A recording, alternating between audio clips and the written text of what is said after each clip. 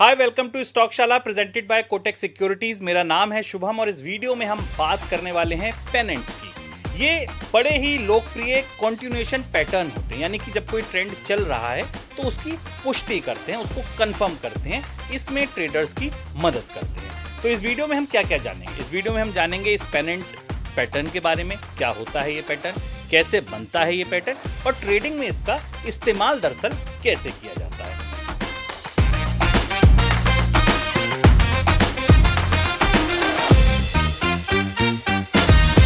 तो सबसे पहले हम ये समझते हैं कि पेनेंट होता क्या है।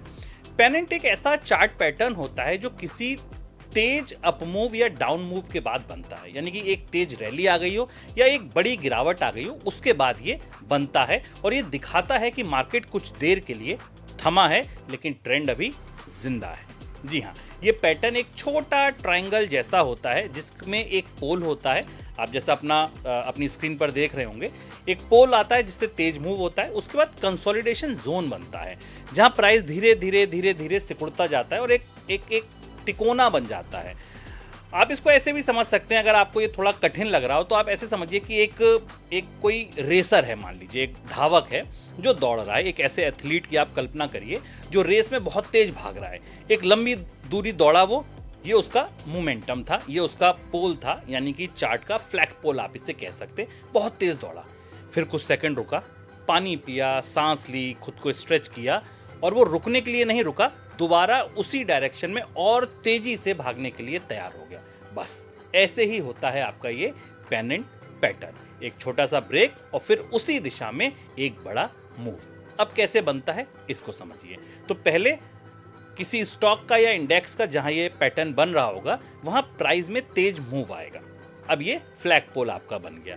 इसके बाद क्या होगा कि एक ट्रायंगल शेप होगी जहां ये कंसोलिडेट करेगा और ट्रायंगल शेप में आप अगर देखेंगे तो इसका भाव धीरे धीरे जो हायर लोज हैं इसके वो बनते जाएंगे और एक छोटी सी स्थिति में आके ये ट्रायंगल बना देगा।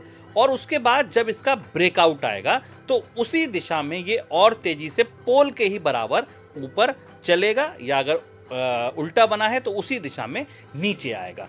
ये बताता है कि इस कंसोलिडेशन के बाद ये वापस उसी दिशा में चलने के लिए तैयार है। अब पेनेंट का सही इस्तेमाल कैसे करें? तो इसको ऐसे समझिए कि ब्रेकआउट वॉल्यूम के साथ हो तभी कंफर्मेशन माने कि हाँ, ये ट्रायंगल से जब ब्रेकआउट आया है तो उस समय क्या वॉल्यूम्स अच्छे थे? अगर थे तभी ये आपका पैटर्न कंफर्म हुआ। एंट्री ब्रेकआउट के बाद ठीक बाद लें, मतलब अगर आपको उस स्टॉक में या उस इंडेक्स में एंट्री लेनी है, बाय करना है, लॉन्ग करना है सौदा, तो ये ब्रेकआउट है उसके बाद करें।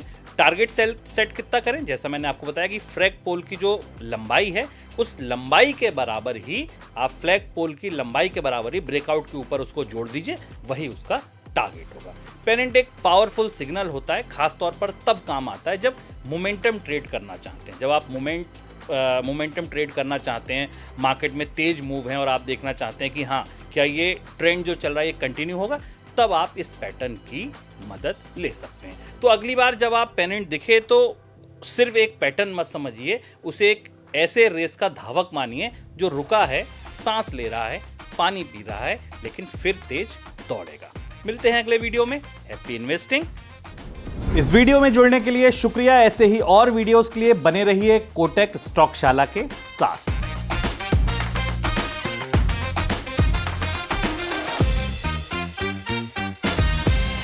Investments in securities market are subject to market risks. Read all the related documents carefully before investing.